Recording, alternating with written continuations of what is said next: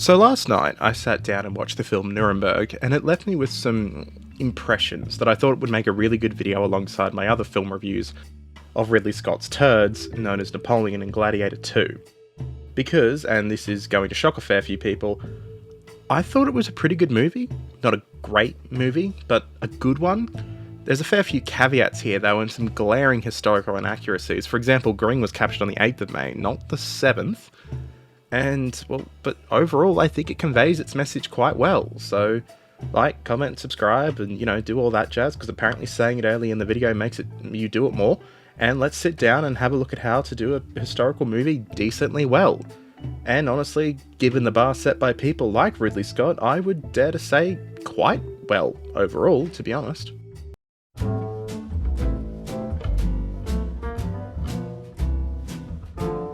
So in case you don't know, the film I'm talking about, Nuremberg, was released in 2025, and it was directed by James Vanderbilt. You likely have seen some of Vanderbilt's other works, such as 2012's Amazing Spider-Man, the one with Andrew Garfield, or the 2007 film Zodiac with Robert Downey Jr. The film runs on a compressed timeline covering the events from the 8th of May, well it actually says the 7th, but it's the 8th when Goring was captured, to the 15th of October 1946, and slightly beyond. It focuses on the titular Nuremberg trials for Nazi war criminals, particularly focusing on Hermann Goring and his relationship with Lieutenant Colonel Douglas Kelly, a US Army Military Intelligence Corps psychiatrist. There's also a side plot running concurrently covering the prosecution, and in particular US Supreme Court Justice Robert H. Jackson. This is obviously a gigantic topic and time period to cover, and it's understandable that many people and scenes had to be altered to fit it within a 2-hour and 20-minute window. Think of it kind of like the Chernobyl miniseries in that sense. You can't cover every single person who was in the Chernobyl disaster. The amount of names and faces would just confuse the audience. It's the same reason why when I make videos about large events, such as the one about the Indochina War, I neglected intentionally to include intricate nitty-gritty names and details of the people involved, keeping it to a select few and overarching themes and events. It's to avoid audience fatigue and to avoid you all getting, your eyes glazed over and sitting through a history lecture. It's just a common thing people do. Now, because of that, I didn't go into this film expecting perfection and nitty-gritty historical accuracy, kind of like I didn't go into Napoleon expecting it either. Rather, I searched for authenticity, and this film both has it and loses it in droves. But let's start with some positives, because there's a lot of negatives to come. So to start with, Reichsmarschall Hermann Goring is played by Russell Crowe. And although Crowe has the horrific crime of being a fan, supporter and part owner of the South Sydney Rabbitohs, and that in itself is unforgivable, he is also very, very good in this movie. He's genuinely phenomenal in his demeanour, presentation and delivery of lines. I just can't praise enough this casting. Initially I was very hesitant about it. I just didn't see how somebody so blatantly Kiwi and so blatantly Australian at the same time could play a Nazi piece of crap like Goring so well. But he just pulls it off magnificently. And even though his Antipodean accent pops out occasionally in his German, and it's quite funny to hear, he blends humanity into Goring, and that in my opinion is the best part of his portrayal and arguably the best part of the movie. Actually, on that, a lot of people, including friends of mine, were extremely concerned that this movie would give Goring a level of humanity, and they didn't want that. They didn't want him to be normalised as a person. Respectfully, you're wrong. I was worried they wouldn't give Goring humanity. Because Goring was human. All of the Nazis were. And this is what is genuinely so damn terrifying about them. We are them. They are us. What they did, we are more than capable of. And Crowe does this and just portrays this magnificently. And I would put this up there with some of his best ever work in film, right up there with Captain Aubrey and Master and Commander. If you watch this film for just one reason, make it Crowe's Goring. I cannot speak highly enough of it without spoiling the entire movie, but I could gush about it for hours. I think it is one of the best portrayals I've ever seen in a film of a Nazi, particularly a high-ranking Nazi. And it's because of the level of humanity Crowe puts into the character. You can very easily see how people are like that, and how normal people can be like that. People who love their children can also then go to work and commit some of the most unspeakable, horrific things possible. the writers, directors, and everyone involved in Crowe's character, along with, of course, the man himself, completely cooked. I genuinely cannot speak highly enough of Russell Crowe's portrayal of Hermann Goring, even if his German's a bit how you going. That brings us to Douglas Kelly, who's portrayed by Rami Malek. Now, I have serious issues with this character, but none of them has to do with Rami Malek.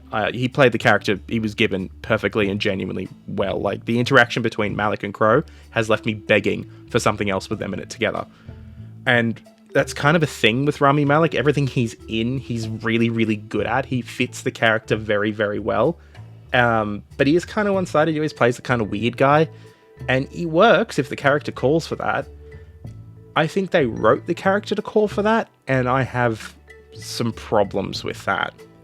In particular, there is a scene, and spoiler alert for those who haven't seen it yet, but it's between Crowe and Malek after the footage of the Holocaust is shared and the raw emotion and anger is on display by Malek to Crowe. When you compare it to the horrific indifference of Crowe's Goring, just chef's kiss. One of the best scenes I've seen in film in a very, very long time. It's just completely held together by the two actors who dominate the screen. I also really like the overarching message of Malek's characterization of Kelly here, that we are gonna do it again, aka the Nazis, because we just won't see it coming, that we can and are human just like them, and that it's a message that I have believed and tried to press for years, that today's people are the same humans as the Nazis who did the Holocaust the first time. It will and can happen at any time, and you will not see it coming. And for that, this character gets an A+ on messaging. However, that's kind of where the positives end, because there are serious issues. For starters, Kelly actually had a much smaller role in the trial than is presented in the film. It is true that he was there to psychologically evaluate the Nazi prisoners, and he did take extensive notes, but the relationship between him and the Nazis was so dramatized it's not even funny. What is true is that Kelly argued extremely unpopularly, mind you, at the time, that the Nazis were normal people, that they weren't special. And this is reflected in the movie. Kelly believed that they were, at their core, normal men corrupted by their environment. And his colleagues, such as Gustav Gilbert, they vehemently oppose this. The movie does show this kinda well, but it goes too far. Like, it shows Goring's wife and daughter as being best friends forever with Kelly. It's true that Kelly knew Goring's wife, Amy, and used her for help, in managing the mental health of her husband, who was a prisoner. But he wasn't running a secret love letter service between them. He wasn't buddies with their daughter. This is just Hollywood drawing too much fiction from the truth, and I don't like it.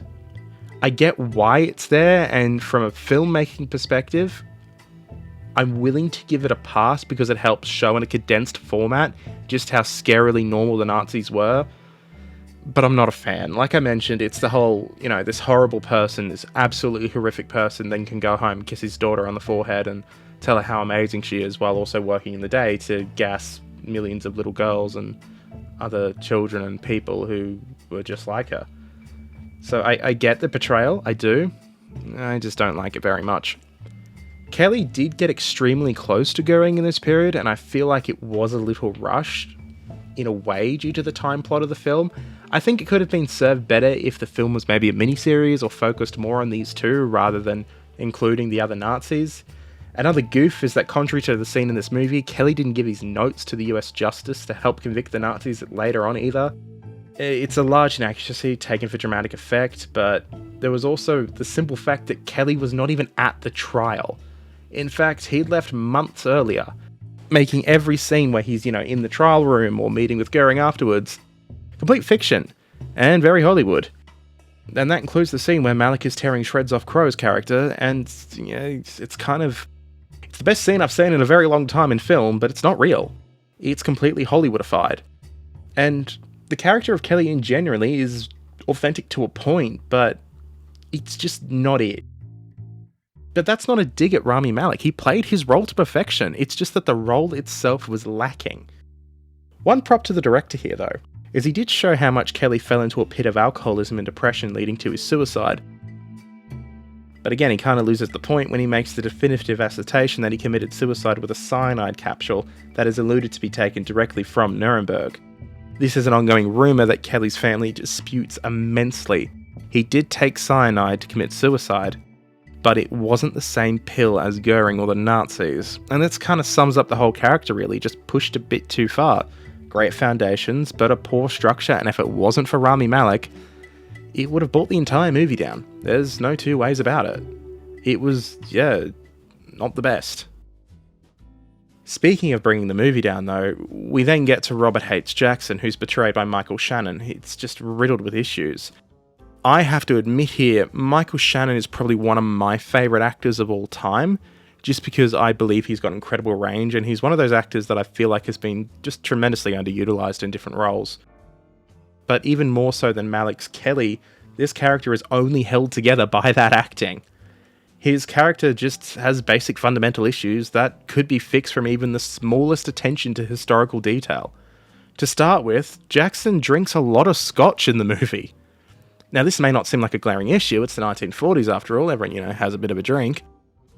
But he was a teetotaler, because his father was a raging alcoholic. It's a huge part of his personality.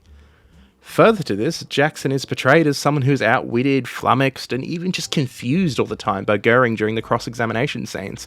And he verges on failure to let the Nazis go, only to be rescued at the last minute by the British attorney Sir David Maxwell Fyfe, who's played by Richard E. Grant, who's another great character.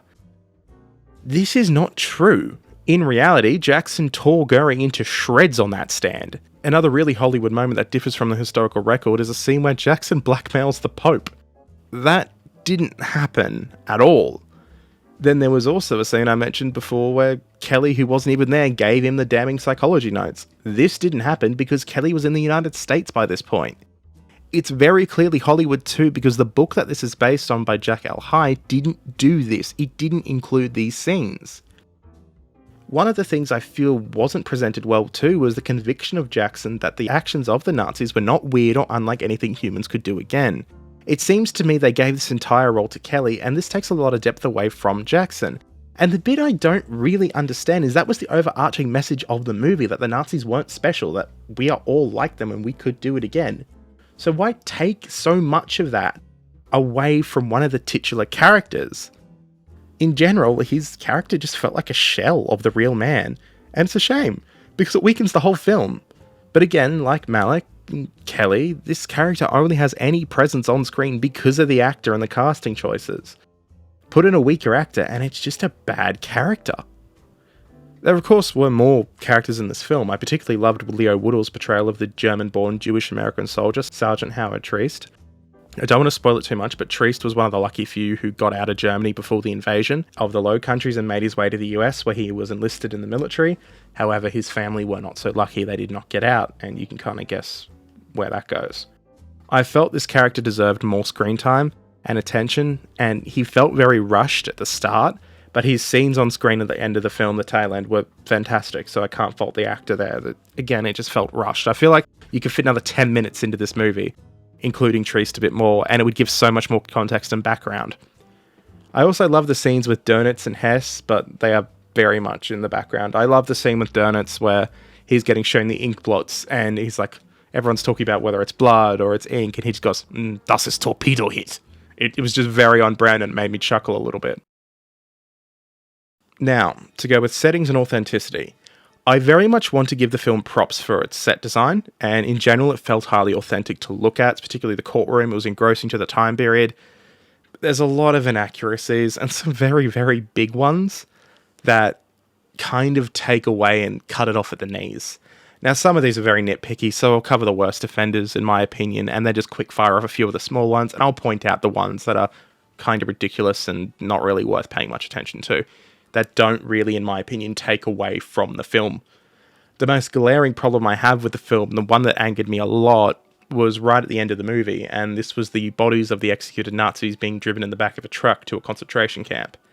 There has long been a really annoying urban legend that refuses to die following the trial that the remains of those executed were cremated at Dachau. This is not true. They were burned in Munich and thrown into a river. So that's a big one. And the reason that's important is because neo-Nazis will use places that these people died as frickin' shrines. And yet, we don't need that. Another one that drives me a bit mental is that the movie shows the defendants being served their indictments by an American officer. Now, you may not see this as a big problem, particularly my American audience. However, the indictments were actually served by a British officer, Major Airy Neave, who had actually escaped Colditz. He would actually go on to become a Member of Parliament in the UK. The reason this drives me mental is the constant Americanization of history. See U571 as an example of why it's a problem.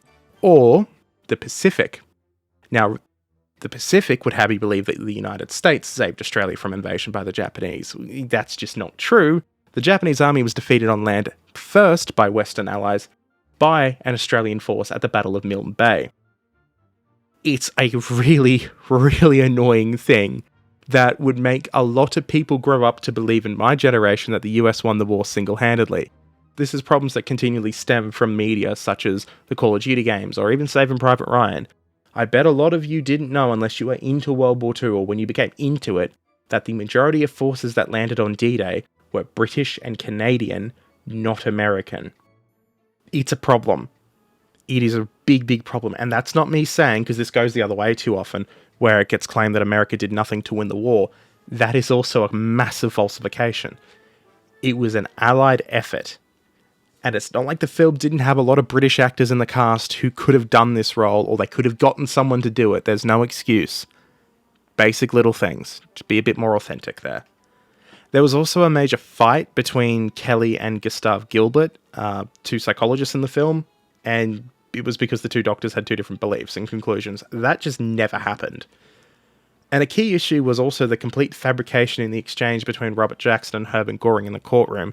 Jackson was temperamental with Goring, yes, in the real trial, but it wasn't over a mistranslation. It was because Goring was being a smartass when being asked about the Rhineland. Sir David Maxwell Fyfe did actually get under Goring's skin too and proved more effective than Jackson at getting damning evidence from Goring, probably because he was a smarmy British person. But this was 2 days later, and it was not about the camps, or to question Goring's loyalty to Hitler. Rather, it was about prisoners of war and their treatment. This is simply a case of Hollywood shortening the timeline and trying to get drama for all the courtroom scenes. I don't like it, and it rips into the characters of Jackson and cheapens the real man, who was a very competent attorney. Nuremberg also says blatantly that Truman was reluctant for a war crimes trial, so Jackson goes over his head to the Pope. That's flat out not true. Truman wanted the trial. The execution room is wrong too because there's 3 nooses, 2 to be used alternatively with a third as a spare. There wasn't just a single noose sitting in the middle of the room. But bonus points here to the movie though, because it does show the executions were botched and the prisoners suffered a very long, hanging, slow death because of it, where they choked very slowly and then eventually pissed himself. Which, personal perspective, these are Nazi war criminals. Get wrecked, I don't care. I wish it lasted longer. The most glaring inaccuracy, though, probably even worse than that first one I listed, and the one that made me go, huh, the most, was when Goring turns around and states, "You vaporize 150,000 Japanese at the touch of a button, and you stand there and presume to judge me for war crimes." Goring would have had no idea this happened. The atomic bombs were dropped after he was in custody, and he did not get newspapers, and even if he did, the newspapers were controlled by the Allies and did not publish these reports about the war in the Pacific. But let's just say, for example, a soldier told him, for argument's sake. Let's just give that sort of caveat there. It's still wrong, because the US Army reports said 100,000, not 150. This is one of those scenes where Kelly wasn't even there as well, so again, it's pure Hollywood. There's other small things too, but just to rattle them off, like the date I mentioned at the start, Colonel Andrus going over the rules that are, the suicide rules, and these were actually implemented after Robert Lee committed suicide. Colonel Andrus also claims Robert Lee used the hem of his towel to hang himself. It was actually the zipper of his jacket. There's a couple words that are wrong too in the courtroom scenes, but that's just really nitpicky, and it makes no difference to the story, so whatever. It's the same as some maps are slightly out of date in terms of, who would be using them at the time period, but it's so nitpicky, I don't think it's worth getting upset about. In the film as well, Julius Streicher is also the first Nazi executed. He was actually the 7th, Ribbentrop was the first. However, that was done purely from a story standpoint to the character of Trieste, and I think that's okay, because it's moving the movie along. Although I would have been happy to see Ribbentrop hang. That's just me, though. At the start of the movie, a character claims that Germany never attacked the United States. Now, while there was no Pearl Harbor in the Atlantic, yes, Germany was the one who declared war on the Americans after the Japanese attack. So, sorry, movie. Germany declared war on the Americans, not the other way around. Goring is also shown as speaking English in the majority of his courtroom scenes. This is false, he spoke in German. But for audience sake and viewing sake, I think that's fine. And because of a certain follower of mine would shout at me if I missed it, the Truman balcony is depicted on the White House in the film. However, this dates to March 1948, a couple years after the movie set in 1945-46. Also, during the Hess scene of his flight to Scotland, it doesn't show an ME-110, which was the actual aircraft he used, but again, this is nitpicky, and it doesn't really take away from the story too much. Oh, and there was one other scene that really irked me. It was really one theme. It was the fact that Goring was portrayed as somebody who would bring the Nazis back to power. And just no. If Goring got away with it, he would likely have either been just hunted down by Mossad, or if he tried to bring the Nazis back to power, there's this whole thing in Germany at the time.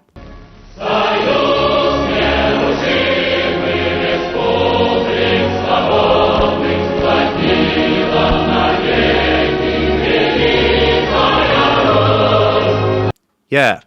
You really think that was going to go well? I mean, one thing, I really didn't like the glazing of how the movie was depicted and the trial was depicted as a final stand against anti-Semitism, and that the whole point of the trial was to stop it. Yeah, that was a bit performative, and I wonder why that was included. Draw your own conclusions there. So that brings me to my conclusion. Is this a good movie? And to that, my answer is, yeah, it's a good movie to watch. The courtroom sets are brilliant. It's immersive. I think the way that they showed the Holocaust was tactful and very well done. I think the acting by the leads, particularly Russell Crowe, was just some of the best I've seen in film. But it falls short extremely hard in the writing. Many of the characters are weak in their depth, and they're held solely together by the actors playing them. That brings us to historical authenticity and accuracy. Is this an accurate retelling of the Nuremberg trials? No, it isn't. Too many liberties are taken. But is this an authentic production highlighting the very terrifying nature of humanity and our ability for evil, along with the trial of the Nazis? Yeah, in that case, I'd call it relatively authentic. Is it worth watching? It's a solid film. I don't think it's bad at all. Just keep in mind it's Hollywood, and don't take it as gospel. In total, I'd really give this a 7 out of 10, maybe an 8, and a lot of that is on the back, admittedly, of Crowe, Malek, and Shannon, but overall, the themes of this movie are very well done, and I think they do need to be explored more. I do think it is a bit too America-centric, which is a real shame, considering the crimes of the Nazis were not just against the Americans, they were against a lot more people than the Americans. The majority of their crimes were against others, but they do get mentioned, so it's not U-571 levels, but I do think there was a bit too much of a focus on the United States, and I think more focus needed to be put forward to the actions of, the other countries involved. So in short, the TLDR, solid movie. I would probably watch it again, and for the perspective of people who aren't psychotically into history, and aren't neurotic about it, like most of you are, including myself, most of the inaccuracies I listed won't really matter. So, for example, the suicide by a different bit of fabric, it's not really important. It's just a little thing. It's a little note. It's probably not the most accurate thing in the world to go around learning the wrong thing, but, I mean, the worst it's ever going to do in that sense is hurt you at trivia at a pub. The only real things I don't like is how it perpetuates a lot of stereotypes and a lot of conspiracy theories, but other than that, I don't think it's a bad movie, and I don't think it deserves a lot of hate, and I think it does an incredibly good job of showing how the Nazis were human, because that's the scariest part about them. They were just like us. And there's a line at the end of the movie where Malek's character says on the air, and he's completely drunk up his face, this is when he's going through a period of alcoholism, he says, "There are a lot of Americans who would willingly step over the corpses of half the nation if it would put them in the same position as the Nazis." I agree with that. Except I wouldn't put that as just the Americans. I think you can put that with any country on the planet. There are people out there who would very happily take away all your rights and step on your corpse if it meant that they would get power. And for that reason and that alone, and the messaging of this film that this stuff can happen and will happen again, I think it's a pretty good film. So if you like that and you want more historical film reviews, let me know. I've done 3 now. I'm happy to do more. Be it, Pearl Harbor, which I really don't want to do, or others. I've actually got one planned on the absolute crap show that is the movie Lone Survivor, and how I think it completely cheapens and ruins any kind of history to do with the Afghan war from the Western perspective. But yeah, no, I'm happy to do more historical movies, even Russian propaganda ones if you want me to do them. Just, pop it in the comment below, and I'll have a look, and I'll catch you all next time.